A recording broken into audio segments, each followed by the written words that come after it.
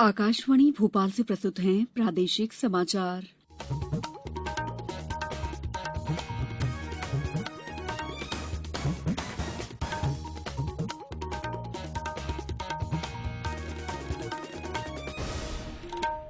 नमस्कार, समाचारों के साथ मैं दीपा सिंह। पहले 1 अप्रैल देश भर में 18 साल से अधिक आयु के सभी लोगों के लिए सरकारी केंद्रों में निःशुल्क टीकाकरण अभियान चलाया जा रहा है।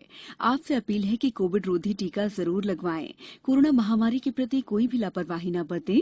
जब तक आवश्यक न हो, घर से बाहर न निकलें और इन आसान उपायों का पालन करें। मास्क लगाएं, 2 गज की सुरक्षित दूरी बनाए रखें, बार-बार हाथ धोएं, साफ सफाई रखें और टीका अवश्य लगवाएं।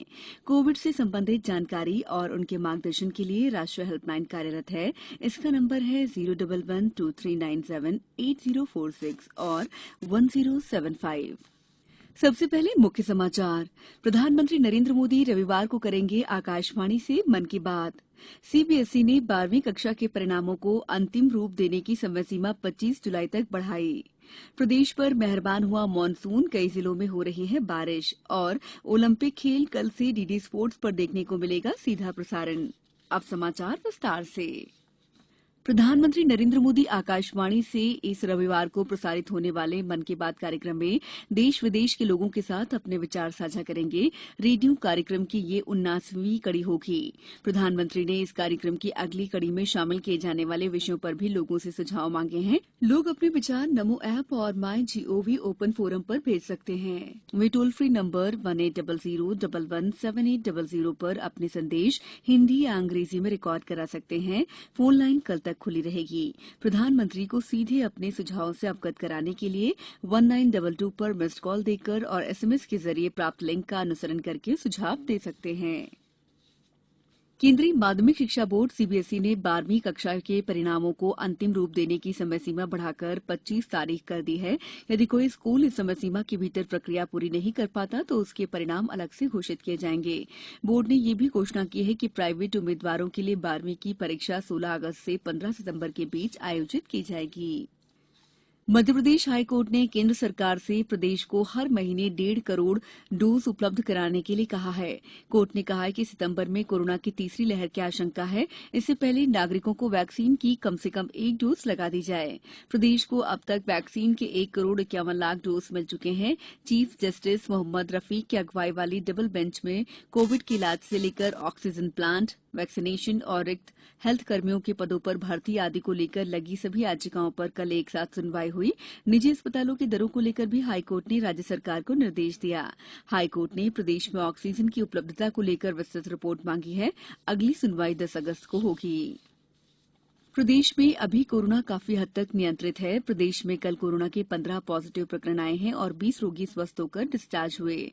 पॉजिटिविटी दर भी कम होकर 0.01% रह गई है। प्रदेश में 76,879 कोरोना टेस्ट किए गए। इसी बीच प्रदेश में कल से शुरू हो रहे गर्भवती महिलाओं के लिए कोविड-19 टीकाकरण विशेष अभियान में सभी शासकीय मेडिकल कॉलेज, सभी जिला चिकित्सालय, सिविल अस्पताल और सामुदायिक स्वास्थ्य केंद्र पर वैक्सीन लगाई जाएगी। नए मामलों में भोपाल के 3, इंदौर के 4, ग्वालियर और शिवपुरी के 2-2, जबलपुर, खरगोन, सिंगरौली और विदिशा के 1-1 व्यक्ति शामिल हैं। राज्य में कल कोरोना से कोई मौत नहीं हुई है और मृतकों की संख्या 5 दिन से 10,512 पर स्थिर है। विश्व स्वास्थ्य संगठन ने आज कहा है कि कोविड-19 का अत्यधिक संक्रामक डेल्टा वेरिएंट आगामी महीनों में वायरस का प्रमुख स्ट्रेन बनने की संभावना है। कोरोना वायरस वेरिएंट के 3 अन्य वेरिएंट में एक ब्रिटेन में पहली बार पाया गया अल्फा 180 क्षेत्रों में, दक्षिण अफ्रीका में पहली बार पाया गया बीटा 130 और पहली बार ब्राजील में पाया गया गामा 78 क्षेत्रों में मिलने की सूचना है। डेल्टा वेरिएंट का प्रसार कई देशों में 75% से अधिक हो गया है। इनमें भारत, ऑस्ट्रेलिया, बांग्लादेश, ब्रिटेन, चीन, इजराइल और सिंगापुर भी शामिल है। विश्व स्वास्थ्य संगठन ने कहा है कि 18 जुलाई तक कोविड के 34 लाख नए मामले दर्ज किए गए हैं, जो इसके पहले के सप्ताह से 12% अधिक हैं। समाचारों में वक्त है ब्रेक का। कोविड-19 से बचाव और सुरक्षित रहने के 3 उपाय। मास्क लगाएं, 2 गज दूरी है जरूरी, सुरक्षित दूरी रखें, हाथ और मुंह साफ रखें। ब्रेक के बाद आपका एक बार फिर स्वागत है। लगातार किए जा रहे प्रयास और दृढ़ इच्छा शक्ति नामुमकिन प्रतीक होने वाले कार्यों को भी मुमकिन बना देती है। ऐसा ही उदाहरण सागर के केसली विकासखंड के किसानों ने पेश किया है, जहां बंजर भूमि पर आज उपजाऊ वन कृषकों के जीवन का साधन बन गई है। सागर के जनजातीय बंधुओं द्वारा की गई इस मेहनत की सराहना मुख्यमंत्री शिवराज सिंह चौहान ने भी की है। कलेक्टर दीपक सिंह ने बताया कि बंजर भूमि को कृषि योग्य बनाना आसान नहीं था, साथ ही आदिवासियों के पास भूमि को उपजाऊ बनाने के साधन और आवश्यक राशि भी उपलब्ध नहीं थी।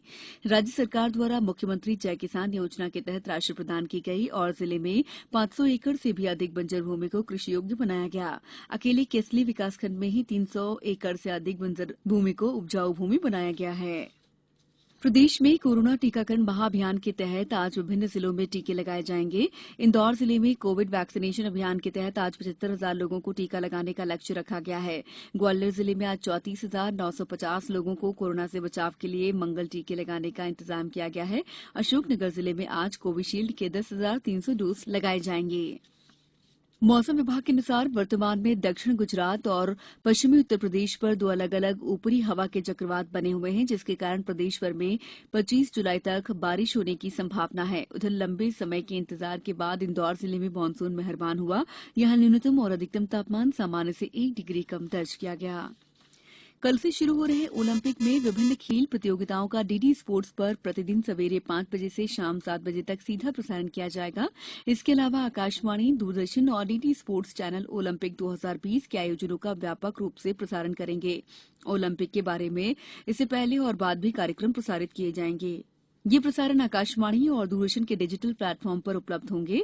डीडी स्पोर्ट्स, दूरदर्शन समाचार और डीडी इंडिया चैनल पर ओलंपिक के आयोजनों पर प्रतिदिन विशेष कार्यक्रम भी प्रसारित किए जाएंगे।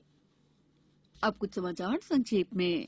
भोपाल तैराकी संघ और एथलेटिक्स संघ मध्यप्रदेश ने टोक्यो ओलंपिक की तरह प्लेटिनम प्लाजा के पास सेल्फी प्वाइंट बनाया है। यहां लोग भारतीय खिलाड़ियों का समर्थन कर सकते हैं।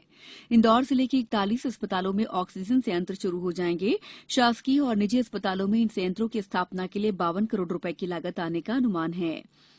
शिवपुरी जिला मुख्यालय पर कल भारतीय सुरक्षा दस्ता परिषद, नई दिल्ली और जिला पंचायत शिवपुरी तथा मध्यप्रदेश राज्य ग्रामीण आजीविका मिशन के सहयोग से सुरक्षा जवान और सुरक्षा सुपरवाइजर भर्ती कैंप का आयोजन किया गया। गुना कलेक्टर ने ग्राम नारायणपुरा के 4 तालाबों के निर्माण में अनियमितता पाए जाने पर सरपंच को पद से बर्खास्त कर दिया है। अन्य लोगों पर भी आवश्यक कार्रवाई की गई है। आगर मालवा जिले में सार्वजनिक वितरण प्रणाली के माध्यम से अगस्त माह के पहले सप्ताह में थैलों में राशन व्यवस्था प्रारंभ करने के लिए 5 सदस्यीय समिति गठित की गई है।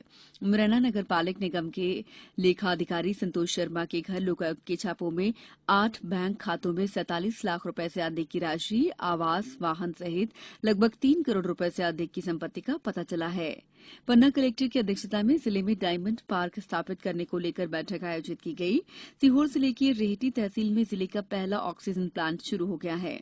बैतूल जिले में पहचान प्रमाण पत्र दिए जाने के लिए 156 ट्रांसजेंडर चिन्हित किए गए हैं। अंत में मुख्य समाचार एक बार फिर। प्रधानमंत्री नरेंद्र मोदी रविवार को करेंगे आकाशवाणी से मन की बात। सीबीएसई ने 12वीं कक्षा के परिणामों को अंतिम रूप देने की समय सीमा 25 जुलाई तक बढ़ाई। प्रदेश पर मेहरबान हुआ मानसून, कई जिलों में हो रही है बारिश और ओलंपिक खेल कल से डीडी स्पोर्ट्स पर देखने को मिलेगा सीधा प्रसारण। बुलेटिन के अंत में आप सभी से एक अपील, मास्क और 2 गज की दूरी, हाथ धोना भी है जरूरी। नमस्कार।